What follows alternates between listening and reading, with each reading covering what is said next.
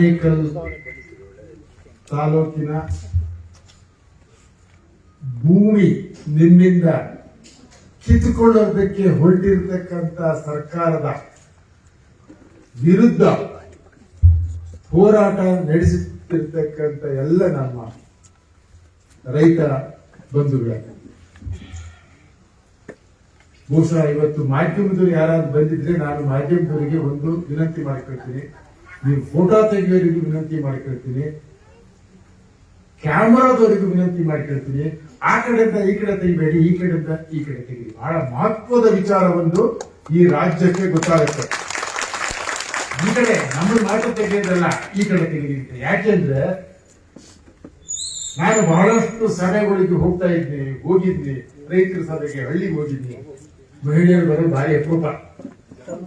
ರೈತ ಸಂಘಟನೆಗಳು ಒಬ್ಬರಿಬ್ಬರು ಇರ್ತಿದ್ರು ಮಹಿಳೆಯರು. ಇಲ್ಲಿ ಮಹಿಳೆಯರು ತಾಯಂದಿರು ಎದುರುಗಡೆ ಕೂತ್ಕೊಂಡಿದ್ರೆ ಬಹುಶಃ ಗಂಡಸರಿಗಿಂತ ಜಾಸ್ತಿ ಸಂಖ್ಯೆಯಲ್ಲಿ ಮಹಿಳೆಯರು ಬಂದಿದ್ರೆ ಕಾಣುತ್ತೆ. ಇದನ್ನ ನೀವು ಇಡೀ ರಾಜ್ಯಕ್ಕೆ ಅಲ್ಲ ದೇಶಕ್ಕೆ ಗೊತ್ತಾಗಬೇಕು.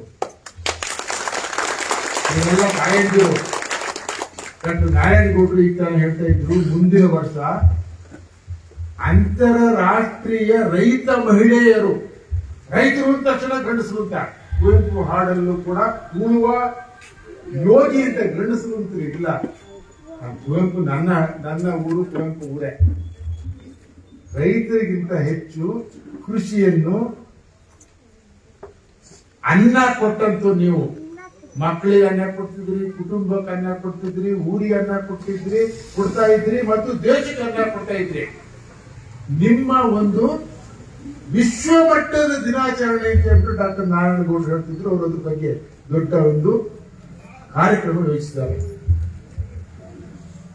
ತಾಯಂದಿರು ನೀವ್ಯಾರು ಹೊರಗೆ ಬರೋರಲ್ಲ ಅಲ್ವಾ? ಏನೋ ಗಂಡಸು ಇರುತ್ತೆ, ನಾನು ಗಂಡಸು, ನಮ್ಮ ಮನೆಯವ್ರಲ್ಲೇ ಇದ್ದಾರೆ, ತಪ್ಪು ಮಾಡ್ತಿರ್ತೀವಿ, ನೆಟ್ಟು ಹೋಗಿ ನಿಲ್ಸ್ಕೊಂಡಿರ್ತೀವಿ ಅಲ್ವಾ? ಮಕ್ಕಳು ತಪ್ಪು ಮಾಡಿದ್ರಂತೂ ಪಾಪ ತಿಳ್ಕೊಳ್ತಾ ಇರುತ್ತೆ. ಯಾಕೆಂದ್ರೆ ತಾಯಂದಿರು ರೆಡಿಯವರೇ, ತಾಯಂದಿರು ಕ್ಷಮಿಸಂತರು. ಆದ್ರೆ ಇವತ್ತು ನೀವು ಮನೆ ಕೆಲಸನೆಲ್ಲ ಬಿಟ್ಟು ಬಂದಿದ್ರಿ. ನಾನು ನೋಡಿದ್ವಿ, ನಾವು ಬರೋದೇ ಲೇಟ್ ಆಯ್ತು, ನಾವು ಬರೋಕ್ಕಿಂತ ಮೊದಲು ಅನ್ಕೋತಿದ್ವಿ. ಮನೆಯಲ್ಲಿ ಸಾಕಷ್ಟು ಕೆಲಸಗಳಿದ್ದಾವೆ. ಮಕ್ಕಳಿಗೆ ಊಟ ಮನೆಗೆ ಊಟವನ್ನು ಮಾಡಿ ಬಳಸಲಿಂದ ಹಿಡಿದು ಹೊಲದ ಕೆಲಸ, ಮನೆಯ ಕೆಲಸ, ಎಲ್ಲ ಕೆಲಸ ಬಿಟ್ಟು ನೀವು ಬಂದಿದ್ರಿ. ಬಿಟ್ರೆ ಇದು ಎರಡು ಕಾರಣ, ಒಂದು ವಿಚಾರ ಹೇಳುತ್ತೆ. ಮಹಿಳೆಯರ ಎದುರುಗಡೆ ಬಂದು ಕೂತ್ಕೊಂಡಿದ್ದು ಬಿಟ್ರೆ ನೀವೇನು ಹೋರಾಟಕ್ಕೆ ಅಂತೇಳಿ ಹೊರಟಿದ್ರಲ್ಲ, ಆ ಹೋರಾಟಕ್ಕೆ 100ಕ್ಕೆ 100 ಗೆಲುವಾಗೇ ಆಗುತ್ತೆ. ಅದು ಮುಖ್ಯ. ಒಬ್ಬ ಗಂಡಸ ನಾನು ಹೇಳ್ತೀನಿ, ತಾಯಂದಿರನ್ನು ಹೋರಾಟಕ್ಕೆ ಇಳಿಸಿದೆಲ್ಲ ಈ ಸಮಾಜ, ಈ ಸರ್ಕಾರ, ಈ ವ್ಯವಸ್ಥೆ ನಾಚಿಕೆ ಬಿಡಬೇಕು ಅಲ್ವಾ? ನಿಮ್ಮನ್ನ ಹೊರಗಡೆ ಬಂದಿದ್ದೆಲ್ಲ ಅದು ನನ್ನ ಮುಖ್ಯ ವಿಚಾರ. ನಾನು ಸರ್ಕಾರದಲ್ಲಿದ್ದೆ, ನಾನು ಸರ್ಕಾರದಿಂದ ಕೆಲಸ ಮಾಡೋದನ್ನು ಹೇಳ್ತಿರುವಂತದ್ದು. ನಾವು ತಲೆ ತಗ್ಗಿಸಬೇಕಾದಂತ ವಿಚಾರವನ್ನು ಹೇಳಿದ್ರಿ ನೀವು. ಅಂತ ಮುಟ್ಟಾಳ ಕೆಲಸವನ್ನು ಈ ಸರ್ಕಾರ, ಈ ಸಮಾಜ ಮಾಡಕ್ ಹೋಗ್ತಿದೆ ಅನ್ನೋದು ಬಹಳ ಮುಖ್ಯ ವಿಚಾರ. ಇದು ಎರಡನೇ ವಿಚಾರ ಹೋಗ್ಬೇಕಿಲ್ಲಿ. ನೀವು ಹೆಚ್ಚು ಸಂಖ್ಯೆಯಲ್ಲಿ ಬಂದಿದ್ರಿ, ನೀವು ಬರೋಕ್ಕೆ ಕಾರಣ ಏನು ಅನ್ನುವಂಥದ್ದು ಸಣ್ಣ ಪುಟ್ಟ ವಿಚಾರ ಇದು. ನೀವು ಬರ್ತಾ ಇದ್ದಿರಲಿಲ್ಲ ಅಲ್ವಾ? ನಾನು ಸುಮಾರು ನಿಮ್ಮದೊಂದು ಗುಂಪು ಮಾಡಿದ್ದಾರೆ. ಚಂದ್ರ ಯಾರು ಮಾಡಿರೋದು? ಮಧು ಎಲ್ಲಿಂದ ಬರೀದಾರ? ಎಲ್ಲಿದ್ರಿ ಮಧು? ಪಕ್ಕ ತೋರಿಸಿ. ಅವರು ಒಂದು ವಾಟ್ಸಪ್ ಗುಂಪು ಮಾಡಿದರೆ ನಿಮ್ದೆಲ್ಲ ವಿಚಾರ ಬರ್ತದೆ. ನಿನ್ನೆ 10-15 ಜನ ಮಕ್ಕಳು ಅಲ್ಲಿ ಮಲಗಿದ್ರಿ ರಾತ್ರಿ. ಮಹಿಳೆಯರು ಎಲ್ಲ ಗೊತ್ತಿಲ್ಲ ಮಲಗಿದ್ರಿ ಅಲ್ವಾ? ನೀವು ಹೋರಾಟ ಮಾಡ್ತಿದ್ರಿ ಅನ್ನುವಂಥದ್ದು ಇದು ಬಹಳ ಮುಖ್ಯವಾದ ವಿಚಾರ. ಏನ್ ಮಾಡೋದು ತಾಯಂದಿರೆ? ಗಂಡಸರಿಗೆ ಕೆಲವು ತಲೆ ತಿರುಗುತ್ತೆ. ಇಲ್ಲ ಹೆಂಡದಂಡಿ ಇರ್ಬೇಕು ಕಾಣುತ್ತಲ್ವಾ? ಇಲ್ಲ, ಅದು ಕುಡಿದ್ರೆ ಇನ್ನೂ ಜಾಸ್ತಿ ಆಗುತ್ತೆ. ಆದ್ರೆ ಬೆಳಗಾದ್ಮೇಲೆ ಇಳಿತೆ ಅದು ಅಲ್ವಾ? ಆದ್ರೆ ಇದು ಏನು ಇಳಿತೆ ಇಲ್ಲ. ಈ ಅಧಿಕಾರ ಹಿಡಿದಂತ ವ್ಯವಸ್ಥೆಗೆ ಹಣದ ಒಂದು ಮದ ಅಂತೀವಲ್ಲ, ಹೆಂಡ ಕುಡಿದ್ರೆ ಹೆಂಗೆ ಮದ ಇರುತ್ತೋ, ಹಣ ಮತ್ತು ಅಧಿಕಾರದ ಮದ ಯಾಕೋ ಇಳಿತಾನೆ ಇಲ್ವಲ್ಲ. ನೀವು ನಾವು ಆರಿಸಿದಂತವರೇ ಬೇರೆ ಅಲ್ವಲ್ಲ. ನೀವು ನಾವು ಓಟ್ ಹಾಕಿ ಕಳಿಸೋರಿಗೆ ಅಧಿಕಾರ ಮತ್ತು ಹಣದ ಮದ ಅಂತ ಬಂದಿದೆಯಲ್ಲ, ಬಹುಶಃ ನೀವು ಹೇಳದೇ ಇರ್ಬೋದು ಅದನ್ನ ಇಳಿಸಕ್ಕೆ ಅಂತೇಳಿ ಹೊರಟಿದ್ದೀವಿ. ಸಣ್ಣ ಪುಟ್ಟದಲ್ಲ ಇದನ್ನ. ನಾವು ನಿಮಗೆ ಬೆಂಬಲ ಕೊಡಕ್ಕೆ ಅಂತ ಬಂದಿದ್ದಲ್ಲ. ಹೌದು, ಬೆಂಬಲ ಸಣ್ಣ ವಿಚಾರ. ನಾವು ಬಂದಿರೋದು 2 ವಿಚಾರ ಕೊಟ್ಟ ಡಾಕ್ಟರ್ ನಾರಾಯಣಗೌಡರು ಎಲ್ಲ ಹೋಗ್ತಾರೆ. ಬೆಂಗಳೂರಿಗೆ ಪ್ರತಿನಿತ್ಯ ಸಮೃದ್ಧ ಹಾಲು ಬರ್ತಾ ಇದೆ. ಸಮೃದ್ಧ ಹಣ್ಣು, ತರಕಾರಿ, ಹಣ್ಣು ಹಾಲು ತರಕಾರಿ ಬರುವಂತದ್ದು ಈ 5-6 ಜಿಲ್ಲೆಗಳಲ್ಲಿ. ಅದರಲ್ಲೂ ಕೂಡ ಇದು ಅವಿಭಾಜ್ಯ. ಕೋಲಾರ ಜಿಲ್ಲೆಯಲ್ಲಿ ಬಹಳಷ್ಟು ಪ್ರಮಾಣಿತ ಹಣ್ಣು ಹಾಲು ನೀವು ಕೊಡ್ತಿರ್ತಕ್ಕಂಥ ಹಣ್ಣು ಹಾಲು ಒಂದು 5-6 ಜಿಲ್ಲೆಯಲ್ಲಿ. ಬೆಂಗಳೂರಿಗೆ ಬರ್ತಕ್ಕಂಥ 60 ಹೆಚ್ಚು ಕುಡಿಯುವಂಥದ್ದು ಹಾಲು ಈ ಕಡೆ ಬರ್ತಕ್ಕಂಥದ್ದು ಹಾಲುಗಳು, ಇಲ್ಲಿ ಬರ್ತಕ್ಕಂಥ ತರಕಾರಿ, ಇಲ್ಲಿ ಆ ಹಣ್ಣು ಹಾಲು ತಿನ್ಕೊಂಡು ನಾವು ನಿಮ್ಮ ಭೂಮಿ ಕಿತ್ತೋಗ್ಬೇಕಾದ್ರೆ ನಾವೇನಾದ್ರೂ ಸುಮ್ಮನೆ ಕೂತ್ಕೊಂಡ್ರೆ ನಮ್ಮನ್ನು ಯಾರು ಒಪ್ಪೋದಿಲ್ಲ. ನಿಮಗೆ ಗೊತ್ತು, ನಾವೊಂದು ಮುಟ್ಟಾಳ ಕೆಲಸ ಆಗ್ತಾರೆ. ನೀವು ನಮಗೆ ಹಣ್ಣು ಕೊಡ್ತೀವಿ, ಹಾಲು ಕೊಡ್ತೀವಿ, ತರಕಾರಿ ಕೊಡ್ತೀವಿ, ಭೂಮಿಯನ್ನು ಕಿತ್ಕೊಳ್ಬೇಡಿ ಅಂತ ಹೇಳಬೇಕಾದ್ರೆ ನಾವು ಬರದೇ ಇದ್ರೆ ನಾವು ಮನುಷ್ಯರೇ ಅಲ್ಲ. ಹೌದಾನೆ? ನಮಗೆ ಕೊಡ್ತಕ್ಕಂಥ ಹಾಲು, ನಮಗೆ ಕೊಡ್ತಕ್ಕಂಥ ಹಣ್ಣು, ನಮಗೆ ಕೊಡ್ತಕ್ಕಂಥ ತರಕಾರಿನ ಬೆಳೆದು ನೀವು ಕೊಡ್ತೀವಿ, ಭೂಮಿಯನ್ನು ನಾವು ಕೊಡೋದಿಲ್ಲ. ಕಿತ್ಕೊಳ್ಬೇಡಿ ಭೂಮಿ ಅಂತ ನೀವು ಹೊರಗಡೆ ಬಂದಾಗ ನಾವು ಬೆಂಗಳೂರಿಂದ ಪ್ರತಿಯೊಬ್ಬರು ಬರಬೇಕು. ಸ್ವಲ್ಪನಾದ್ರೂ ಆಟಿನಲ್ಲಿ ವಿವೇಚನೆ, ಬುದ್ಧಿ, ಪಾಠಶಾಲೆಯಲ್ಲಿ ಬುದ್ಧಿ ಇರ್ತದೆ, ಸರಳಿ ತುಂಬಿಕೊಂಡಿರ್ತಾರೆ. ನಿಜವಾದ ಸ್ವಲ್ಪ ಬುದ್ಧಿ ಇದ್ದಿದೆ, ಅದನ್ನ ಪ್ರತಿಯೊಬ್ಬರು ಬರಬೇಕು. ನೀವು ಕೊಡ್ತಕ್ಕಂಥ ಬೆಂಬಲಕ್ಕಲ್ಲ. ನಾಳೆ ನಮ್ಮ ಕಥೆ ಹೇಗಾಗ್ಬೋದು ನಮಗೆ ಭಯ ಆಗ್ತಾ ಇದೆ. ನೋಡಿ, ಕೋವಿಡ್ ಆಯ್ತಲ್ಲ, ಮನೆಗೆ ಹಣ್ಣು ಬರ್ತಿತ್ತು, ಹಾಲು ಬರ್ತಿತ್ತು, ತರಕಾರಿ ಬರ್ತಿತ್ತು ಅಲ್ವಾ? ಎಲ್ಲ ನಿಂತೋಗ್ಬಿಟ್ಟಿತ್ತು. ಅವಾಗ ಫ್ಯಾಕ್ಟ್ರಿ ನಿಂತೋಗಿತ್ತಂತೆ, ಯಾವುದೇ ಒಂದು ಅಂಗಡಿ ಭಾಗ ತೆಗಿತಿದ್ರು, ಎಲ್ಲ ಮುಚ್ಕೊಂಡು ಬಿಟ್ಟಿದ್ರು. ಬ್ಯಾಂಕ್ ಇಲ್ಲ, ಏನಿಲ್ಲ. ಆದ್ರೆ ರೈತನೇನಾದ್ರೂ ಮುಚ್ಕೊಂಡಿದ್ರೆ ರೈತನು ಕೂಡ ನಾನು ಮನೆಯಲ್ಲೇ ಕೂತ್ಕೊಂಡು, ಈಗೆಲ್ಲ ದೊಡ್ಡ ದೊಡ್ಡ ಐಟಿಗಳು ಕಂಪನಿಗಳೆಲ್ಲ ಮನೆಯಲ್ಲೇ ಕೂತ್ಕೊಂಡು ಕಂಪ್ಯೂಟರ್ ಟಕ ಮಾಡ್ಬಿಟ್ಟು ಕಳಿಸಿ ಪಗಾರ ತಗೊಳ್ತಾರಲ್ಲ, ನೀವು ಕೂಡ ಬೇಡ, ನಾವು ಮನೆಯಲ್ಲೇ ಕೂತ್ಕೊಂಡು ಗುತ್ತಿ ಬಿತ್ತಿದ್ ಬಿಟ್ರೆ ನಾವು ಬೊಂಬಡ ಹೊಡ್ಕೊಳ್ಬೇಕಾಗಿತ್ತು ಅಲ್ವಾ? ಅದು ನಮಗೆ ಚೆನ್ನಾಗಿ ಆಗ್ತಿತ್ತು.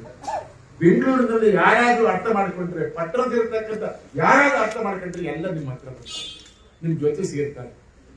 ನಿಮಗೆ ಬೆಂಬಲಕ್ಕೆ ಅಂತಲ್ಲ, ನಾವು ಉಳಿತಕ್ಕಂಥದ್ರ ಬಗ್ಗೆ ಸ್ವಲ್ಪನಾದ್ರೂ ನಮಗೆ ನಮ್ಮ ಊಟದ ಬಗ್ಗೆ ಅದೆಲ್ಲದ ಹಿಂದೆ ನಾವು ಬಂದಿದ್ವಿ. ಹೊತ್ತು ಬೆಂಬಲ ಅನ್ನೋ ವಿಚಾರ ಅಲ್ಲ. ನಿಮಗೆ ಇಷ್ಟೆಲ್ಲ ಸಭೆಗೆ ಬೆಲ್ಲ ನಮಗೆ ಬೇಕಾಗಿಲ್ಲ. ಯಾಕಂದ್ರೆ ನಾನು ಅವ್ರು ಹೇಳಿದ್ ಹೌದು, ಎಲ್ಲರಿಗಿಂತ ಹೆಚ್ಚಾಗಿ ನಾವೆಲ್ಲ ಕೃಷಿ ವಿಜ್ಞಾನಿಗಳು, ನಾವೆಲ್ಲ ಬಂದಿರತಕ್ಕಂಥದ್ದು ಹಳ್ಳಿಯಿಂದಲೇ.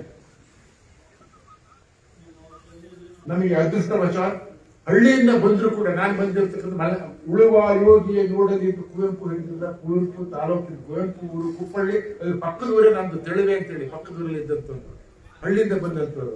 ಡಾಕ್ಟರ್ ನಾರಾಯಣಗೌಡ ಅವರು ಕೂಡ ಹಳ್ಳಿಯಿಂದ ಬಂದಂಥವ್ರೆ ಅಲ್ಲ. ನಮಗೆ ಗೊತ್ತು ಆ ನೋವು, ಆ ಹಳ್ಳಿಯ ಒಂದು ಭೂಮಿ ಬಿಟ್ಕೊಂಡಿರೋದು, ಮನೆ ಬಿಟ್ಟಿರೋಂಥದ್ದು. ಈಗ ನಮ್ಮ ಮನೆಯವರಿಗೆ ರಿಟೈರ್ ಆದ್ರೂ ಕೂಡ ಮನೆ ಮೇಲ್ಗಡೆನೆ ಕೂಡ ಕೃಷಿ ಮಾಡ್ತಿದ್ದಾರೆ. ರಿಟೈರ್ ಆದ್ರೂ ಕೂಡ ಅವರು ಮನೆಗೆ ಬರೋದು, ಅಡಿಗೆ, ಬಾಕಿ ವಿಚಾರ ಬಹಳ ಕಡಿಮೆ, ಕೃಷಿನೇ ಮಾಡ್ತಿದ್ದಾರೆ. ನಾರಾಯಣಗೌಡ ಅವರು ದೊಡ್ಡ ತೆಂಗು ಉತ್ಪಾದಕರ ಸಂಘ ಮಾಡ್ಕೊಂಡಿದ್ದಾರೆ. ನಮಗೆ ಗೊತ್ತುಂಟು, ಕೃಷಿಯನ್ನ, ಭೂಮಿಯನ್ನ, ಹಳ್ಳಿಯನ್ನ ಬಿಟ್ಟು ಬಂದಿರೋಂಥದ್ದು. ನೀವು ಹಳ್ಳಿಯಲ್ಲೇ ಇದ್ರಿ, ನೀವು ಬರೋದಿಲ್ಲ ಅಂತ ಕೇಳ್ತಾ ಇದ್ರಿ, ಊಟ ಕೊಡ್ತೀವಿ ಅಂತ ಹೇಳ್ತಾ ಇದ್ರಿ. ಹಾಗಾಗಿ ನಿಮಗೆ ನಾವು ನಿಮ್ಮ ನೋವನ್ನ ಸ್ವಲ್ಪ ನಮಗೆ ಅರ್ಥ ಆಗ್ತದೆ. ತಾಯಂದಿರಿ, ಯಾಕೆಂದ್ರೆ ತಾಯಂದಿರಿ ಮಾತ್ರ ನಾನು ಹೇಳ್ತೀನಿ, ಪುರುಷರದ್ದು ಒಂದು. ಯಾಕೆಂದ್ರೆ ನಾನೊಬ್ಬ ಪುರುಷನ ಹೇಳ್ತೀನಿ, ಯಾರು ತಪ್ಪು ತಿಳ್ಕೊಂಡ್ರೆ, ಯಾಕೆ ಈ ಪರಿಸ್ಥಿತಿ ಬಂದು ಅನ್ನೋದು ನಮ್ಮದು ಒಂದು ತಪ್ಪಿದೆ. ನಮ್ಮದು ಒಂದು ತಪ್ಪಿದೆ, ನಾನು ಒಟ್ಟಾರೆ ಹೇಳ್ತೀನಿ.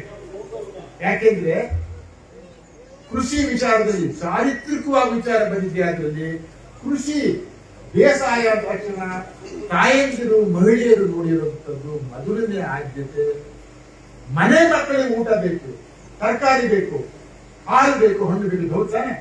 ಆಮೇಲೆ ದುಡ್ಡು ಮಾರಾಟ ಮಾಡೋದು. ಯಾವ ಇಡೀ ಪ್ರಪಂಚದ ಎಲ್ಲ ರೈತ ಮಹಿಳೆಯರು ನೋಡುವಂತದ್ದು ನಮ್ಮ ಭೂಮಿಯಲ್ಲಿ ಮೊದಲು ನಮಗೆ ಮನೆಯಾಗಿ ಬೆಳಿಬೇಕು, ಚಿತ್ರದಲ್ಲಿ ಬೆಳಿಬೇಕು ಅಲ್ವಾ? ನಿಮಗೆ ಮುಖ್ಯ ವಿಚಾರ ದುಡ್ಡಲ್ಲ, ಮುಖ್ಯ ವಿಚಾರ ಮನೆ ಮಕ್ಕಳಿಗೆ ಊಟ ಬೇಕು, ಹಣ್ಣು ಬೇಕು, ತರಕಾರಿ ಬೇಕು, ಬಂದವರಿಗೆ ಊಟ ಕೊಡಬೇಕು, ಊಟದ ಮುಖ್ಯ ವಿಚಾರ. ಆದ್ರೆ ನಾವು ನನ್ನ ಊರು ಅಡಿಕೆ ಬೆಳೀತಕ್ಕಂಥದ್ದು, ಭತ್ತ ಎಲ್ಲ ಅಡಿಕೆ ಅಡಿಕೆ ಅಡಿಕೆ ಅಡಿಕೆ ನೋಡಿ. ಆ ಕಡೆ ಬಂದು ನೋಡಿ, ಎಲ್ಲ ಅಡಿಕೆ, ಒಳ್ಳೆ ದುಡ್ಡು ಬರುತ್ತೆ ಅಡಿಕೆಯಿಂದ. ಭತ್ತ ಬೆಳೀತಿಲ್ಲ, ನಾವು ಹಣ್ಣು ಬೆಳೀತಿಲ್ಲ, ತರಕಾರಿ ಬೆಳೀತಿಲ್ಲ. ಮಲೆನಾಡಲ್ಲಿ ಇವತ್ತು ಭತ್ತವನ್ನು ಹೊರಗಡೆ ತರಿಸ್ತಾ ಇದ್ವಿ, ಹಣ್ಣು ಹೊರಗಡೆ ತರಿಸ್ತಾ ಇದ್ವಿ, ಹಾಲು ಹೊರಗಡೆ ತರಿಸ್ತಾ, ಎಲ್ಲ ಹೊರಗಡೆ ಬರುತ್ತೆ. ನಾವು ಬೆಳೆಯುವ ಕಾಫಿ, ಅಡಿಕೆ, ಅದು ಕುಡಿಸೋದ್ರಲ್ಲಿ ಸ್ವಲ್ಪ ಹಣದ ಮೋಹ ಜಾಸ್ತಿ ಇರುತ್ತೆ. ಆದ್ರೆ ಈಗ ಹಣದ ಮೋಹ ಅತಿಯಾಗುವುದು. ಅದಕ್ಕೊಂದು ಕಾರಣ ಉಂಟು, ನಿಮಗೆಲ್ಲ ಗೊತ್ತಿರ್ಬೋದು ವಯಸ್ಸಾದವರಿಗೆ. ರೆಡ್ಡಿಯವರೇ, ಇವರು 20 ವರ್ಷದ ಹಿಂದೆ ಇಲ್ಲಿ 1 ಎಕರೆ, 20-30 ವರ್ಷದ ಹಿಂದೆ 1 ಎಕರೆ ಭೂಮಿಗೆ ಯಾರು ಕೇಳೋರೇ ಇದ್ದಿಲ್ಲ ಅಲ್ವಾ? ಹೌದು ಸರ್, ಅಂದ್ರೆ 25 ವರ್ಷ 30 ವರ್ಷ ಹಿಂದೆ.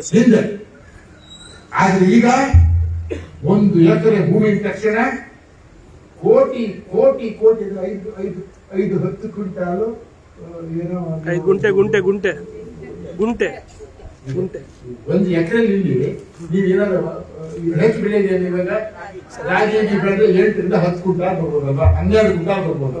ಅದು ಜಾಸ್ತಿ ಬರೋದು ನನ್ಗೆ ಗೊತ್ತಿದೆ. ಆದ್ರೆ ಅದು ಮಾರಾಟ ಮಾಡಿಬಿಟ್ರೆ ಕೋಟಿ ಗಟ್ಟಲೆ, 1 ಕೋಟಿ 5 ಕೋಟಿ ಮೇಲೆ ಹಣದ ಹುಚ್ಚು ಬಂದ್ಬಿಟ್ಟು. ಇದು ಹುಚ್ಚಲ್ಲ, ಸಣ್ಣ ಪುಟ್ಟ ಹುಚ್ಚಲ್ಲ.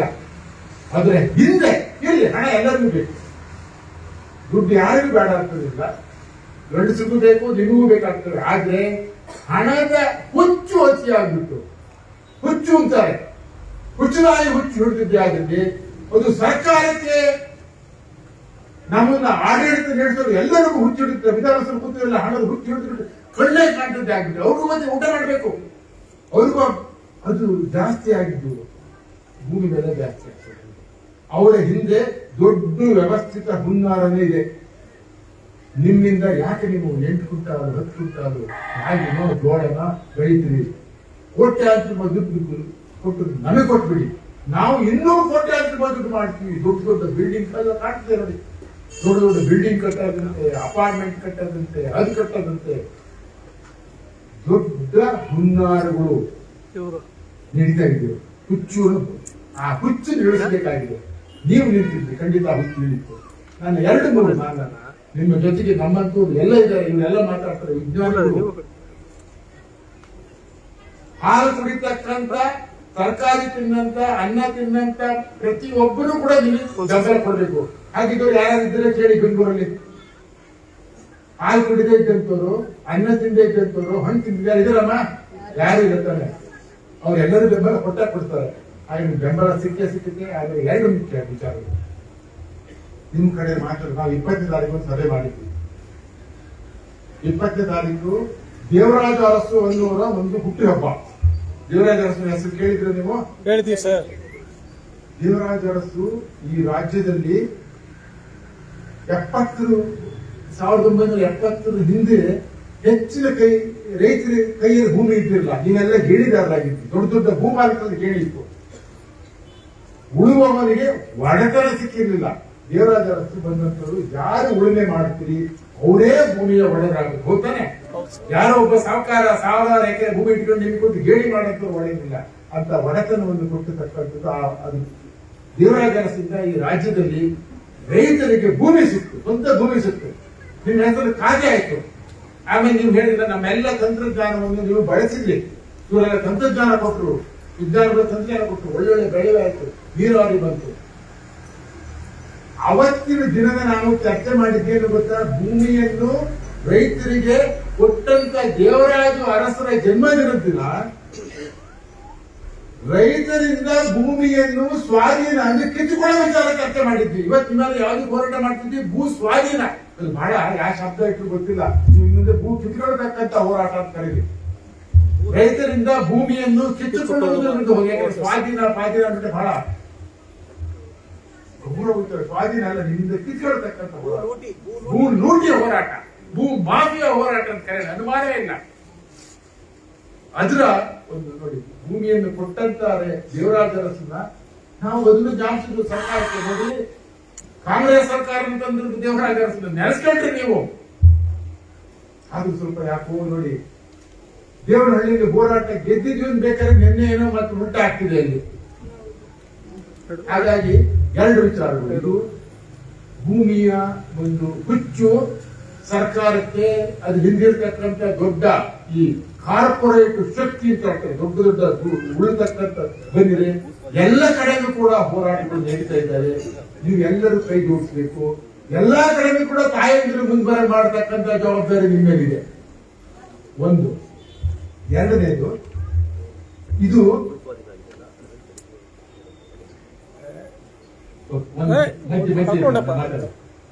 ಏನು ಬೆಳೆ ವಿಚಾರ ಎಲ್ಲ ಕೊಟ್ಟಿದ್ದಾರೆ. ಇನ್ನೂ ಸಹ ನಮಗೆ ಹೇಳ್ತೀವಿ, ನಾವು ಪತ್ರಿಕೆಗಳು ಕೊಡ್ತೀವಿ, ನೀವು ಏನೇನು ಬೆಳೆ ಬೆಳಿತೀರಿ ಅಂತ ಹೇಳ್ಬಿಟ್ಟು. ಒಂದು, ನಿಮ್ಮ ಮಹಿಳೆಯರ ಮುನ್ನಡೆಯಲ್ಲೇ ಹೋರಾಟಗಳು ಎಲ್ಲ ಕಡೆ ಬರ್ತೀವಿ. ನೀವು ಬೈಗೋಟ್ ಪಾರ್ಟಿ ಅಂತ ಹೇಳ್ತಾ ಇಲ್ಲ, ನಾವೇ ತೋರಿಸೋಣ, ನಾನು ಮುಂದಿಟ್ಟು ಹೋಗೋಣ. ಇದು ಈ ಸಂಖ್ಯೆ ತೋರಿಸಿ. ಎರಡನೇದು, ಎಲ್ಲ ಕಡೆಗೂ ಹೋರಾಟಗಳು ನಡೀತಿದ್ರು. ನೀವು ಕೆಲವರು ಅಲ್ಲಿಗೂ ಹೋಗಲಿ, ಇಲ್ಲಿಗೂ ಬರಲಿ. ನಾವು 20ನೇ ತಾರೀಕು ಹೆಚ್ಚು ಕಡಿಮೆ 6 ಕಡೆಯಲ್ಲಿ ಹೋರಾಟ ಮಾಡತಕ್ಕಂಥ ಒಂದು ಕಳಿಸಿದ್ದು ಮಹಿಳೆಯರು ಹೆಚ್ಚು ಬಂದಿರಲಿಲ್ಲ. ದೇವನಹಳ್ಳಿಯಿಂದ ಬಂದಿದ್ರು, ಆನೇಕಲ್ಲಿಂದ ಇಬ್ರು ಮುಂದೆ ಬಂದಿದ್ರು ಕಾಣ್ತಾರೆ. ಆಮೇಲೆ ಶ್ರೀನಿವಾಸಪುರದಿಂದ ಬಂದಿದ್ರು, ನೆಲಮಂಗಲದಿಂದ ಬಂದಿದ್ರು. ಅದಕ್ಕೂ ಬಂದು ಡಾಕ್ಟರ್ ನಾರಾಯಣಗೌಡರು ನಮ್ಮನ್ನು ಕರ್ಕೊಂಡು ಹೋಗಿದ್ರು.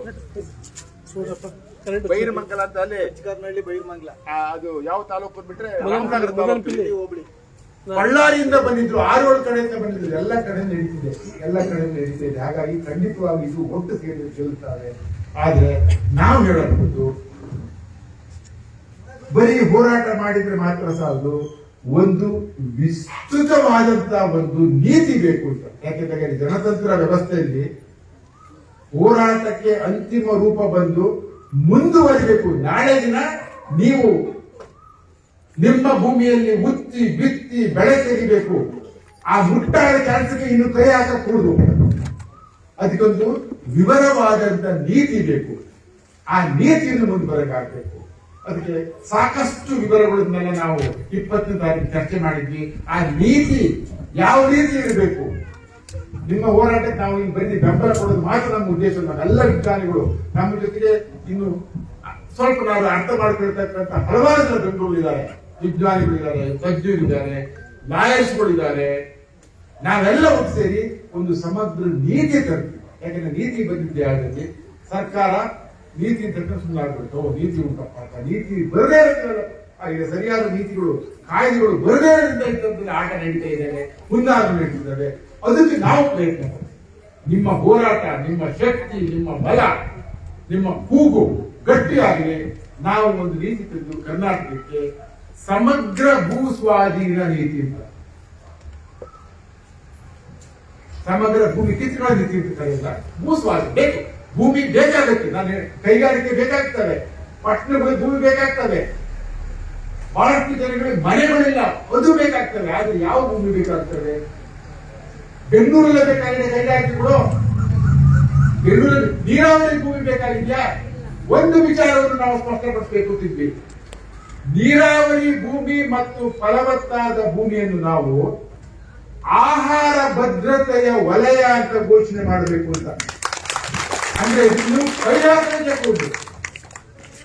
ನೀರಾವರಿ ಫಲವತ್ತಾದ ಯಾವುದೇ ಭೂಮಿಯನ್ನು, ಅದು ಏನದು ಬರಿದೇ ಭೂಮಿಯಲ್ಲ, ಆಹಾರ ಭದ್ರತೆ ಕೊಟ್ಟಿದ್ದ, ಫುಡ್ ಸೆಕ್ಯೂರಿಟಿ ಕೊಟ್ಟಂತ ಹಸಿರು ವಲಯ. ಕಾಂಕ್ರೀಟ್ ಜಂಗಲ್ ಆಗಕ್ಕೆ ಹೋಗುತ್ತಿಲ್ಲ ಅಂತ ನಿಮ್ಮಲ್ಲಿ ಹಸಿರು ಉಳಿದಿಲ್ಲ. ಆಹಾರ ಭದ್ರತೆಯ ಹಸಿರು ವಲಯ ಅಂತ ಘೋಷಣೆ ಮಾಡಿ ಯಾವ ಮುಟ್ಟಾಳರು, ಯಾವ ಮೂರ್ಖರು ಒಂದು ಕಡೆ ಕೈ ಹಾಕಬಾರ್ದು ಅಂತ ಒಂದು ನೀತಿ ಬರಬೇಕು ಅಂತ ನಾವು ಯೋಚನೆ ಮಾಡ್ತಾ ಇದ್ದೀವಿ. ನಿಮ್ಮ ಶಕ್ತಿಯಿಂದ ಅಂತ ನೀತಿಗಳನ್ನು ಹಾಕಬೇಕಾಗ್ತದೆ. ಇವೆಲ್ಲ ವಿಚಾರಗಳು ನನಗೆ, ನಾನು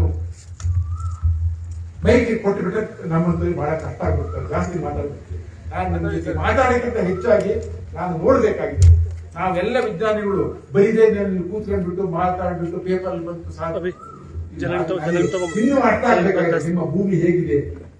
ಇವೆಲ್ಲ ಬೆಳೆಗಳನ್ನು ನಾವು ಪಟ್ಟಿ ನಾವು ನೋಡೋದಿಲ್ಲ, ನನಗೆ ಕಣ್ಣಾರ ನೋಡ್ಬೇಕು. ಆ ಹೊಲಕ್ಕೆ ಹೋಗ್ಬಿಟ್ಟು ನಾವು ಅದೇ ಡಾಕ್ಟರ್ ನಾರಾಯಣಗೌಡರವರು ಕರ್ಕೊಂಡು ತೋರಿಸಿದ್ರು ನಮ್ಮನ್ನ. ರಾಮನಗರ ತಾಯಂದಿರೆ 18 ಗುಂಟೆಯಲ್ಲಿರ್ತಕ್ಕಂಥ ಒಬ್ಬ ರೈತ ಹಣ್ಣು, ಹಾಲು, ಮೀನು, ಕೋಳಿ ಅದ್ಭುತವಾಗಿ ಬೆಳೀತೇನೆ. ನಾನು ಹೇಳ್ತೀನಿ, 18 ಗುಂಟೆಯಲ್ಲಿ ನನಗೆ ನೆಮ್ಮದಿ ಜೀವನ ಮಾಡ್ತೀನಿ ಅಂತ ನಮ್ ಕಣ್ಣಾರ ಕಾಣ್ತದೆ. ಇದು ವಿಚಾರವನ್ನು ಬರಿದೆ ಆದ್ರೆ ಎಲ್ಲ ಮೂರ್ಖರಿಗೂ ಎಚ್ಚರ್ತಾರೆ. ಎಲ್ಲ ಮೂರ್ಖರಿಗೂ ಅರ್ಥ ಆಗ್ತದೆ. ಹೇಳ್ತೀನಲ್ಲ, ನಾವು ಮೂರ್ಖರೇ ಒಂದು ಲೆಕ್ಕದಲ್ಲಿ. ನಾವು ನಿಮ್ ಬಗ್ಗೆ ಬೆಂಬಲ ಅಲ್ಲ, ಇನ್ನು ಗಟ್ಟಿಯಾಗಿರ್ಬೇಕಾಗಿತ್ತು. ನೀವು ಇವತ್ತು ಊಟ ಮಾಡಿ ಕೃಷಿಯಲ್ಲಿ ಕೆಲಸ ಎಲ್ಲ ಬಿಟ್ಟು ಇವತ್ತು ನೀವು ಹೋರಾಟಕ್ಕೆ ಬಂದಿದ್ರಿ ಅಂದ್ರೆ ಅಂತ ಪರಿಸ್ಥಿತಿ ನಿರ್ಮಾಣ ಬರೆದ್ರೆ ನನ್ನಂತ ಪುರುಷ, ನನ್ನಂತ ವಿಜ್ಞಾನಿ, ನನ್ನಂತ ಒಬ್ಬ ಕೃಷಿ ಆಯೋಗದಲ್ಲಿದೆ. ನನ್ನ ಒಂದು ತಪ್ಪು ಇದೆ, ನಾವು ಸರಿಯಾಗಿ ಮಾಡಿಲ್ಲ ಅಂತ ತಪ್ಪು ಉಂಟೆ ನೋಡ್ತೀವಿ ನಾವು. ನೀವು ಇವತ್ತು ಹೋರಾಟಕ್ಕೆ ಬಂದ್ರೆ ಆ ತಪ್ಪು ಪ್ರಜ್ಞೆ ಎಲ್ಲರಿಗೂ ಬರಲು ಮಾಡಾಕ್ಬಿಟ್ಟು ನಾವು ನಿಮ್ಮ ಹೋರಾಟವನ್ನು ಮುಂದೆ ಹೋಗ್ತೀವಿ. ಡಾಕ್ಟರ್ ನಾರಾಯಣಗೌಡರ ಬಗ್ಗೆ ನಾನು ಬಹಳ ಕೇಳಬೇಕಾಗಿದೆ. ಯೂನಿವರ್ಸಿಟಿಯಲ್ಲಿ ಈ ಮುಟ್ಟಾಡ್ರು ನಿಮ್ಮ ಭೂಮಿಯನ್ನು ಮಾತ್ರ ಅಂತಲ್ಲ, ಯೂನಿವರ್ಸಿಟಿ GKVK ನೋಡಿದ್ರಿ ಕಾಣಿಕೆ, ಕೃಷಿ ಮೇಳಕ್ಕೆ ಹೋಗಿದ್ರಲ್ಲ, 700 ಎಕರೆ ಭೂಮಿಲಿ ಇತ್ತು. ಮುಂದಿನ ವರ್ಷಕ್ಕೆ 25 ವರ್ಷ ಆಗ್ತದೆ. 100 ಎಕರೆ ಭೂಮಿನ ಕೊಳ್ಳಕ್ಕೆ 25 ವರ್ಷದ ಹಿಂದೆ ಒಬ್ರು ಕೈ ಹಾಕಿದ್ರು ಕೆಸರು ಕೃಷ್ಣ ಕಾಲದಲ್ಲಿ. ಅದಕ್ಕೆ 25 ವರ್ಷ ಆಗ್ತವೆ. ಡಾಕ್ಟರ್ ನಾರಾಯಣಗೌಡರು ಇದ್ದಾಗ 3-4 ಸತಿ ಭೂಮಿಯನ್ನು 15 ಎಕರೆ ಭೂಮಿ 10 ಎಕರೆ 20 ಎಕರೆ ಭೂಮಿ ಗಟ್ಟಿಯಾಗಿ ನೆತ್ತು ಬಿಟ್ಟು ಅವರು ವೈಸ್ ಚಾನ್ಸಲರ್ ಆಗಿ ಸರ್ಕಾರಕ್ಕೆ ಎದುರಿಲ್ಲ. ಬೇರೆ ಯಾರು ವೈಸ್ ಚಾನ್ಸಲರ್ ಆಗಿದ್ರೆ ಸರ್ಕಾರಕ್ಕೆ ತಕ್ಷಣ ಕೊಟ್ಬಿಡ್ತಾ ಇದ್ರು. ಕೊಟ್ಟಿದ್ದಾರೆ ಕೆಲವು ವೈಸ್ ಚಾನ್ಸಲರ್ಗಳು. ಎಲ್ಲ ವೈಸ್ ಚಾನ್ಸಲರ್ ನಾರಾಯಣಗೌಡ ಅಷ್ಟು ಗಟ್ಟಿ ವೈಸ್ ಚಾನ್ಸಲರ್ ಹೇಳಿದ್ರು, ನಮ್ಮಲ್ಲಿ ಹೋಗಿದ್ವಿ. ಆದ್ರೆ ಅವ್ರು ಗಟ್ಟಿಯಾಗಿದ್ದಾರೆ ಮಾತ್ರ ಅಂತಲ್ಲ, ನನ್ನನ್ನ ಅಲ್ಲಿ ಕರ್ಕೊಂಡು ರಾಮನಗರಕ್ಕೆ, ಇಲ್ಲಿ ನಾವು ಅಲ್ಲಿ ಬನ್ನಿ ಅಂತ ಹೇಳಿದೆ. ಅವ್ರ ಜೊತೆಗೆ ಹಲವಾರು ವಿದ್ಯಾರ್ಥಿಗಳು ಬಂದಿದ್ದಾರೆ. ನಾವೆಲ್ಲರ ಜೊತೆಗಿದ್ವಿ. ಖಂಡಿತ ಹೋರಾಟ ಆಗ್ತೇವೆ. ನಮ್ಮನ್ನ ಕರೆಸಿ ನಮಗೆ ಇಷ್ಟು ಜನ ಸೇರಿ ನಮ್ಮ ಮಾತಿಗೆ ಅವಕಾಶ ಮಾಡಿಕೊಟ್ಟಿದ್ರಿ, ವೇದಿಕೆ ಕೊಟ್ಟಿದ್ರಿ. ಅಷ್ಟು ಸಾಲದು. ನಾವು ನಮ್ಮ ಕರ್ತವ್ಯ ಪೂರೈಸ್ತೀವಿ. ನಿಮ್ಮ ಹೋರಾಟ ಗೆದ್ದೇ ಗೆಲ್ಲುತ್ತೆ. ನೀವು ಹೋರಾಟದಲ್ಲಿ ಗೆದ್ದೇ ಗೆಲ್ಲುತ್ತೀರಿ. ಯಾಕೆಂದ್ರೆ ನಮ್ಮ ಊಟ, ನಮ್ಮ ಆಹಾರ ಭದ್ರತೆ ಉಳಿಬೇಕು ಅನ್ನೋ ಕಾರಣಕ್ಕೋಸ್ಕರ. ನಮಸ್ಕಾರ. ಸಮಾರಂಭದಲ್ಲಿ ಭಾಗವಹಿಸಿರುವಂತ ಎಲ್ಲ ನನ್ನ ಆತ್ಮೀಯ ಬಂಧುಗಳಿಗೆ ನಮಸ್ಕಾರ. ಈಗಾಗಲೇ ಡಾಕ್ಟರ್ ಪ್ರಕಾಶ್ ಅವರು ಬಹಳ ಮನ ಮುಟ್ಟುವ ರೀತಿಯಲ್ಲಿ ತಮ್ಮ ಅನಿಸಿಕೆ, ಅಭಿಪ್ರಾಯ, ಈ ಜೊತೆ ಇರ್ತೀವಿನ ವಿಚಾರವನ್ನ ಹೇಳಿದ್ದಾರೆ. ನಾನು ಅದಕ್ಕೆ ಕೈ ಜೋಡಿಸ್ತೀನಿ. ಅವ್ರೇನು ಹೇಳಿದಾರಲ್ಲ, ಆ ಪ್ರತಿಯೊಂದು ಮಾತುಗಳು ನಾವೆಲ್ಲರೂ ಬದ್ಧರಾಗಿರ್ತೀವಿ ಅಂತ ಹೇಳೋದಕ್ಕೆ ಈ ಸಂದರ್ಭದಲ್ಲಿ ನಾನು ಇಷ್ಟಪಡ್ತೀನಿ. ಈಗ 15 ದಿನದಿಂದ ಹೋದ ಬುಧವಾರ ಏನೋ ಒಂದು ಸಮಗ್ರ ಚರ್ಚೆ ಆಯಿತು. ಬಹುಶಃ ಅದು ಬಹಳ ಅರ್ಥಪೂರ್ಣವಾದಂತ ಒಂದು ಸಮಾವೇಶ. ಅದು ಬಹಳ ಚೆನ್ನಾಗಿ ಅವತ್ತಿನ ಕಾರ್ಯಕ್ರಮ ಬಂದಂತ ಪ್ರತಿಯೊಬ್ಬರು ಬಹಳ ಅರ್ಥಪೂರ್ಣ ಮಾತಾಡಿದ್ರು. ಒಂದು ಒಟ್ಟಾರೆ ಅಭಿಪ್ರಾಯ ಏನಂದ್ರೆ, ಡಾಕ್ಟರ್ ಪ್ರಕಾಶ್ ಅವರಿಗೆ ಹೇಳಿದಾಗೆ ಯಾವುದೇ ಕಾರಣದಿಂದ ಫಲವತ್ತಾದ ಕೃಷಿ ಜಮೀನನ್ನ, ನೀರಾವರಿ ಜಮೀನನ್ನ ಈ ಕೃಷಿ ಇರೋದು ಉದ್ದೇಶಕ್ಕೋಸ್ಕರ ತೆಗೆದುಕೊಳ್ಬಾರ್ದು ಅನ್ನೋ ಒಂದು ದೊಡ್ಡ ಸಂದೇಶ ಆ ಒಂದು ಸಮಾರಂಭದಿಂದ ಹೊರಗಡೆ ಬಂತು. ಹಾಗಾಗಿ ನಿಮ್ಮ ಸುತ್ತಮುತ್ತ ಇರುವಂತ ಒಂದು ಪ್ರದೇಶ ಅಷ್ಟೊಂದು ಫಲವತ್ತಾದ್ದು. ಇವತ್ತೇನು ಸರ್ಕಾರ ಈ ಒಂದು ಭೂಮಿನ ತೆಗೆದುಕೋಬೇಕು ಅಂತ ಬಂದಿರೋ, ಸ್ವಾಧೀನ ಮಾಡ್ಕೊಂಡು ಬಂದಿದೆಯೋ, ಅತ್ಯಂತ ಫಲವತ್ತಾದ ಭೂಮಿ, ಕಣ್ಣಿ ಒತ್ತಬೇಕು ಮಣ್ಣು, ಅಷ್ಟು ಫಲವತ್ತಾದ ಭೂಮಿ, ಚಿನ್ನದಂತ ಭೂಮಿ. ಇಂಥ ಒಂದು ಭೂಮಿನ ತೆಗೆದುಕೊಳ್ಳಕ್ ಬಂದಿದ್ದಾರೆ ಅಂದ್ರೆ ಇವರಿಗೆ ಸಾಮಾನ್ಯ ತಿಳುವಳಿಕೆ ಇದೆಯೋ ಇಲ್ಲೋ ಅನ್ನೋದು ನಮಗೆ ಇನ್ನೂ ಪ್ರಶ್ನೆ ಆಗಿ ನಿಂತಿದೆ. ಯಾಕೆಂದ್ರೆ ಈ ಮನುಷ್ಯ ಭೂಮಿ ಮೇಲೆ ನಿಂತಬೇಕು ಅಂದ್ರೆ ಮೊದಲು ಬೇಕಾಗೋದು ಅನ್ನ, ಅವನಿಗೆ ಬೇಕಾದಂತ ಬೇರೆ ಹಾಲು, ತರಕಾರಿ, ಹಣ್ಣು ಇವೇನಿಲ್ಲ ಅಂದ್ರೆ ಒಂದಿನ ಇಲ್ಲ ಅಂದ್ರೆ ಊಹೆ ಮಾಡ್ತೀರಿ ಮನುಷ್ಯನ ಜೀವನ ಯಾವ ರೀತಿ ಆಗ್ಬೋದು ಅಂತ. 2 ದಿನ ಆದ್ರೆ ಅವರೆಲ್ಲ ಹೋಗ್ಬೇಕಾಗುತ್ತೆ ಮುಟ್ಬಿಟ್ಟು. ಅಂತ ಒಂದು ಬಹಳ ಪವಿತ್ರವಾದಂತ ಉತ್ಪಾದನೆ ಜಮೀನುಗಳನ್ನ ಬೇರೆ ಉದ್ದೇಶಕ್ಕೋಸ್ಕರ ಉಪಯೋಗಿಸ್ತಾರೆ. ಅಂದ್ರೆ ಸಾಮಾನ್ಯ ತಿಳುವಳಿಕೆ ಇಲ್ಲದಂತ ಜನಗಳು ಈ ತೀರ್ಮಾನ ತೆಗೆದುಕೊಂಡಿದ್ದಾರೆ ಅಂತ ನಮ್ಮ ಮನಸ್ಸಂತೂ ಅನಿಸ್ತಾ ಇದೆ. ಈಗ ಈ ಊರಿಗೆ ಬರಬೇಕಾದ್ರೆ ನನಗೆ 2 ಕಾರಣಗಳು. ನಾವು ಸುಮಾರು 41 ವರ್ಷ ಚಂದ್ರರೆಡ್ಡಿ ಅವರು ಹೇಳ್ತಾ ಇದ್ರು, ಸರ್ ನಾವು ಇಷ್ಟಿದ್ದ ಹುಡುಗಿದ್ದೋ, ನೀವು ಬಂದಿದ್ರಿ ಅಂತ ಅನ್ಬಿಟ್ಟು. ನಮಗೆ ಅವತ್ತು ಬಂದು 21 ದಿನ ನಿಮ್ ಗ್ರಾಮದಲ್ಲಿದ್ದು, ಈ ಒಂದು ಅಂದೇನಹಳ್ಳಿ ಗ್ರಾಮದಲ್ಲಿದ್ದು. ಈ ಗ್ರಾಮದಲ್ಲಿ ನಾವು ನಮ್ಮ ವಿದ್ಯಾರ್ಥಿಗಳು ಫೈನಲ್ ಇಯರ್ ಸ್ಟೂಡೆಂಟ್ಸ್ ಕರ್ಕೊಂಡ್ಬಂದು ಬೇಸ್ ಎಗ್ರಿನ ನಿಮ್ಮೂರಲ್ಲಿ ಸುಮಾರು ಜನ ಮನೆ ಊಟನೂ ಮಾಡಿದ್ದೀವಿ. ನಮಗಿನ್ನೂ ಹಳೆ ನೆನಪುಗಳು, ನಮ್ಮ ವಿದ್ಯಾರ್ಥಿಗಳ ಇರ್ಲಿಕ್ಕೂ ನೀವೆಲ್ಲ ಇಲ್ಲಿ ವ್ಯವಸ್ಥೆನೂ ಮಾಡ್ಕೊಟ್ಟಿದ್ರಿ. ಆ ನೆನಪುಗಳು ನಾವು ಯಾವತ್ತೂ ಮರೆಯಲಿಲ್ಲ. ಅದರಲ್ಲಿ ಇವತ್ತು ಬಂದಿರೋದು ಡಾಕ್ಟರ್ ನಾರಾಯಣ ಸ್ವಾಮಿ ಅವರು ಅಂತ ಅಂದ್ಬಿಟ್ಟು, ಅವರು ನಮ್ಮ ಭಾರತೀಯ ತೋಟಗಾರಿಕೆ ಸಂಸ್ಥೆಯಲ್ಲಿ ಒಬ್ಬ ವಿಜ್ಞಾನಿಯಾಗಿ ನಿವೃತ್ತರಾದ್ರು. ಅವರು ಸಹ ಅಂದ್ರೆ 41 ವರ್ಷ ಆಗಿದೆ ಅಂದ್ರೆ ಊಹೆ ಮಾಡ್ಕೊಳ್ಳಿ. ಅದು ಆ ಸೆಳೆತ ಏನಾಯ್ತು, ನಾನು ಇನ್ನೊಂದು ತೆಂಗು ಬೆಳೆಗಾರ ಕಾರ್ಯಕ್ರಮಕ್ಕೆ ಹೋಗಲೇಬೇಕಾಯಿತು.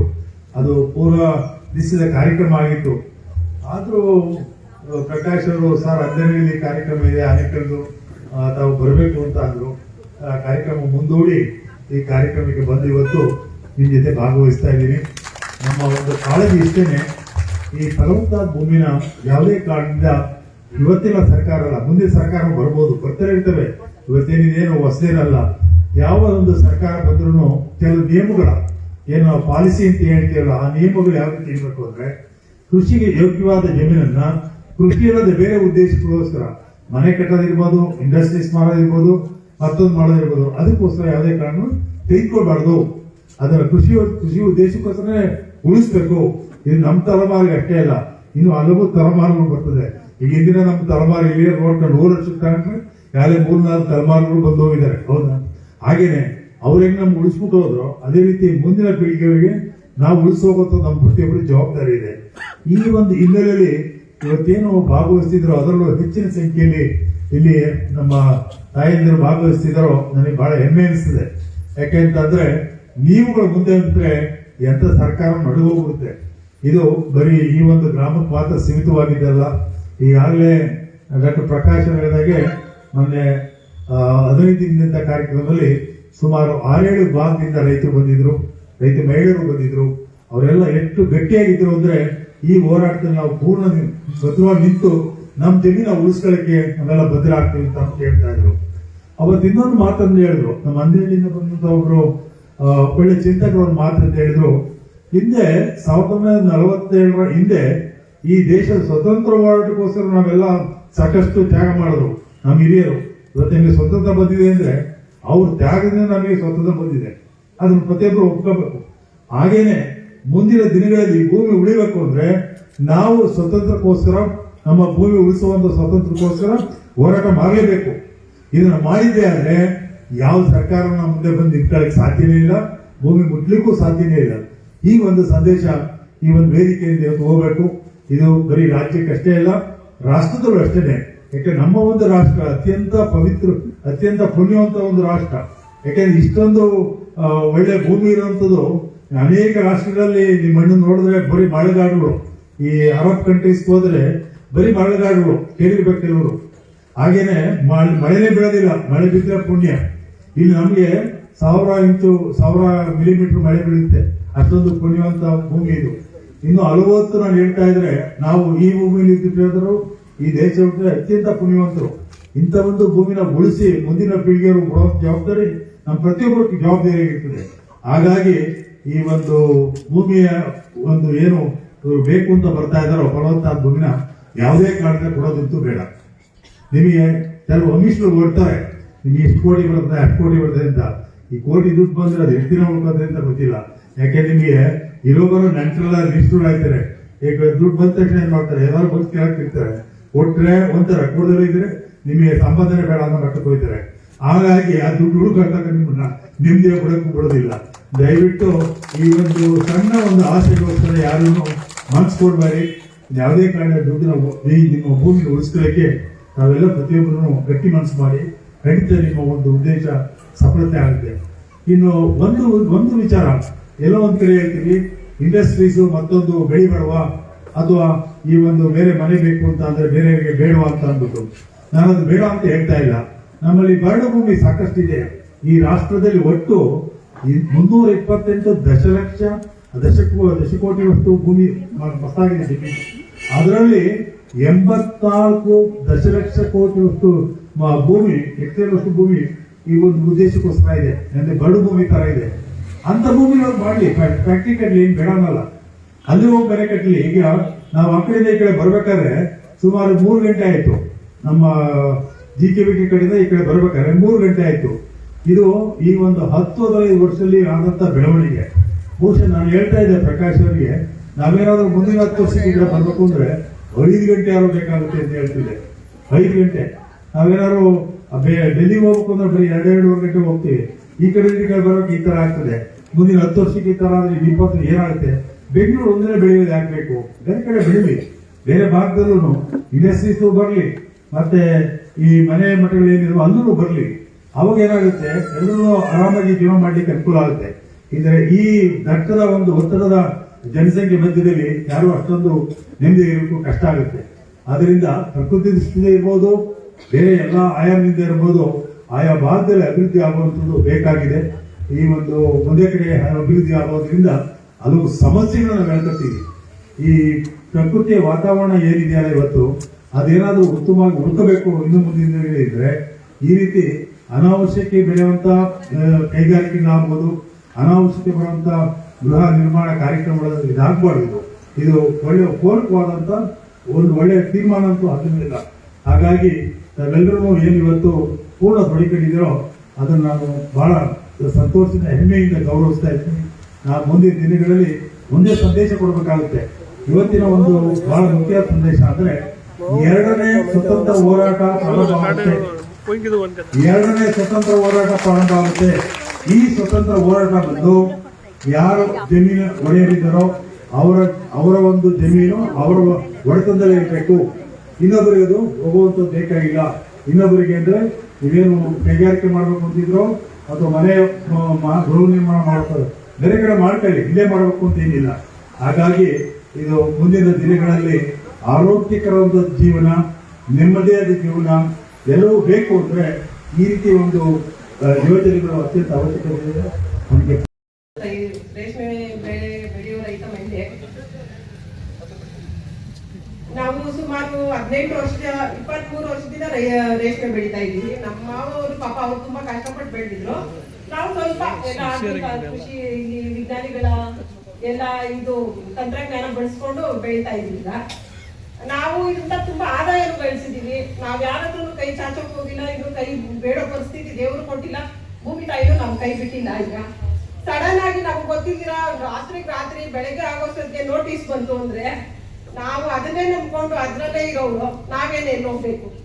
ನಮ್ದೇನೋ ಆಗೋಯ್ತು. ನಮ್ಮ ಮಕ್ಳು ಈಗ ಪರಿಸ್ಥಿತಿ, ಅವ್ರು ಇವಾಗ 15-16 ವರ್ಷದ ಮಕ್ಕಳು. ನಮ್ಮ ಪರಿಸ್ಥಿತಿ ಮುಗಿದು ನಮ್ಮ ಜವಾಬ್ದಾರಿ ಕಡಿಮೆ ಆಗ್ತಾ ಇದೆ. ನೆಕ್ಸ್ಟ್ ಮುಂದಿನ ಪೀಳಿಗೆ ಏನ್ ಮಾಡ್ಬೇಕು? ಇಲ್ಲಿ ಪರಿಸರ ಏನಾಗ್ಬೇಕು? ಈಗ ಅಲ್ಲಿ ಅಮಾನಿಕೆರೆ, ಅಲ್ಲಿ ನೀರು ಮುದ್ದನೂರು ಕೆರೆ ನೀರು ಬಿಟ್ಟಿದ್ದಾರೆ. ತುಂಬಾ ಕಲುಷಿತ ಆದ್ರೆ ಸರ್, ಅದರಲ್ಲಿ ಕೈ ತೊಳ್ಕೊಂಡ್ರೆ ಕಾಯಿಲೆ ಬಂದ್ಬಿಡುತ್ತೆ, ಅಷ್ಟು ಕಲುಷಿತವಾಗಿದೆ. ಈಗ ಅದೇ ನೀರು ಬೆಳೆ ಬರ್ತಾ ಇದೆ, ಅದೇ ನೀರು ಡೈರೆಕ್ಟ್ ಆಗಿ ಭೂಮಿ ಒಳಗೆ ಕೂಡ ಅದೇ ಹೋಗಿ ಅದೇ ನೀರು ಬರ್ತಾ ಇದೆ. ಅದೇ ನೀರು ಬಂದು ಈಗ ಅದೇ ನೀರಲ್ಲಿ ಇವಾಗ ಬೆಳೆನೂ ಹೆಚ್ಚು ಕಡಿಮೆ ಆಗ್ತಾ ಇದ್ದಾವೆ ಸರ್. ಗೂಡು ಸುಟ್ಟೋಕೆ ಕಷ್ಟ ಪಡ್ತಾ ಇದ್ದಾರೆ. ಈ ತರ ಎಲ್ಲ ಇರೋ ಪರಿಸ್ಥಿತಿಯಲ್ಲಿ ಅದು ಹೋಗ್ಬಿಟ್ಟು ಮತ್ತೆ ಈಗ ನಮ್ಗೆ ಸ್ವತಂತ್ರ ಕೊಟ್ಟು ಇನ್ನೂ 1 ಶತಮಾನ ಕಳೆದಿಲ್ಲ ಸರ್. ಸ್ವತಂತ್ರ ಬಂದು 1 ಶತಮಾನ ಕಳೆದಿಲ್ಲ. ಇದು ಈಗ ನಾವು ಪಾಪ ನಮ್ಮ ಹಿರಿಯರೆಲ್ಲಾನು ಭಾಗ ಮಾಡ್ಕೊಂಡು ಎಲ್ರಿಗೂ 1 ಲಕ್ಷ ಭೂಮಿ ಬಿಟ್ಟಿದೆ. ನೀವು ಅದನ್ನು ಕಿತ್ಕೊಂಡ್ಬಿಟ್ರೆ ನಾವು ದೇಶಾಂತರ ಹೋಗಿ ಇವಾಗ ನಾವು ಪಾಕಿಸ್ತಾನ ಇಲ್ಲಿ ಬಂದಿದ್ದೀವ? ಇಲ್ವಲ್ಲ, ನಾವ್ ಇಲ್ಲೇ ಇರೋರು, ನಮ್ಗೆ ಬೇರೆ ಏನು ಗೊತ್ತಿಲ್ಲ.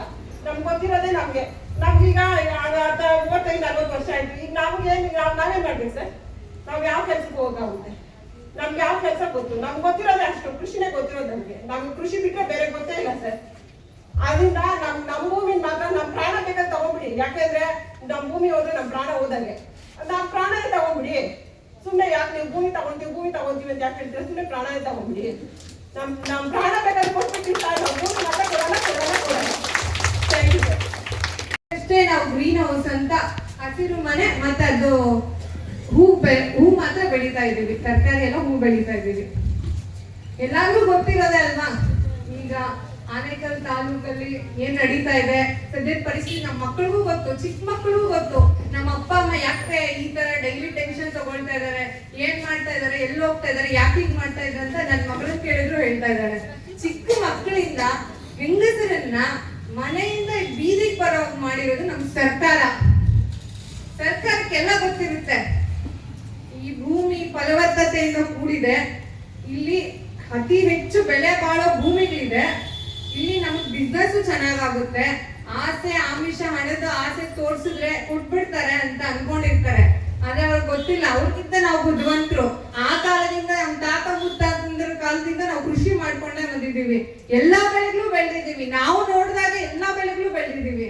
ಇವತ್ತಿನ ದಿನ ಬರೀ ತೋಟಗಾರಿಕೆ ರೇಷ್ಮೆ ಅಂತಲ್ಲ, ಈ ಹಸಿರು ಮನೆ ಹಾಕೋದಕ್ಕೆ ನಾವು ಎಷ್ಟು ಇನ್ವೆಸ್ಟ್ಮೆಂಟ್ ಮಾಡಿರ್ತೀವಿ. ಸುಮಾರು 1 ಎಕರೆಗೆ 45 ಲಕ್ಷ ಮಾಡಿರ್ತೀವಿ. ಅದರಲ್ಲಿ ಈಗ ಈಗ ನಾವು ಮಾಡ್ಬೇಕು ಅಂದ್ರೆ ಮೊದಲಿಗೆ ನಾವು ಲೋನ್ ಮಾಡ್ಬೇಕು ಅಂದ್ರೆ ಸರ್ಕಾರದವರೇ ಕೊಡ್ತಾ ಇದಾರೆ, ಸಬ್ಸಿಡಿನೂ ಅವರೇ ಕೊಡ್ತಾ ಇದಾರೆ, ಪ್ರೋತ್ಸಾಹ ಧನ ಅಂತಾನೂ ಕೊಡ್ತಾ ಇದಾರೆ. ಎಲ್ಲ ಅವರೇ ಕೊಟ್ಟು ಎಲ್ಲ ಅವರೇ ಮಾಡಿ ಮತ್ತೆ ನಮ್ಮ ಹತ್ರ ನಿಮ್ ಭೂಮಿ ಬರಡು ಭೂಮಿ ಅಂತ ಯಾವ್ದೋ ಒಂದು ಕಾಯ್ದೆ ಅಡಿ ತಗೊಳಕ್ ಪ್ರಯತ್ನ ಮಾಡ್ತಾ ಇದ್ದಾರೆ. ನಾವ್ ಅದನ್ನ ಬಿಟ್ಕೊಳಕ್ ರೆಡಿ ಇಲ್ಲ. ಗ್ರೀನ್ ಹೌಸ್ ಅಂತ ಅಲ್ಲ, ರೇಷ್ಮೆ ಅಂತ ಅಲ್ಲ, ಯಾವ ಪ್ರದೇಶನೂ ಅಷ್ಟೇ.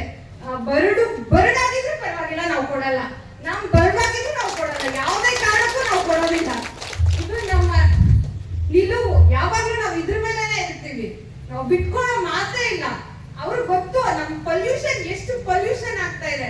ಸಿಂಪಲ್ ಆಗಿ ತಗೊಳ್ಳಿ, ಇಂಡಸ್ಟ್ರೀಸ್ ಜಿಗಣಿ ಇಂಡಸ್ಟ್ರಿಯಲ್ಲೂ ಬೊಮ್ಮಸಂದ್ರ ಇಂಡಸ್ಟ್ರಿಯಲ್ ಏರಿಯಾದಿಂದ ಬರ್ತಾ ಇರೋ ತ್ಯಾಜ್ಯ, ನೀರಿನ ತ್ಯಾಜ್ಯ ಇರಬಹುದು, ಏರ್ ಪೊಲ್ಯೂಷನ್ ಇರಬಹುದು, ಆ ತ್ಯಾಜ್ಯ ಡೈರೆಕ್ಟ್ ಆಗಿ ಚಂದಾಪುರ ಕೆರೆಗೆ ಬರ್ತಾ ಇದೆ.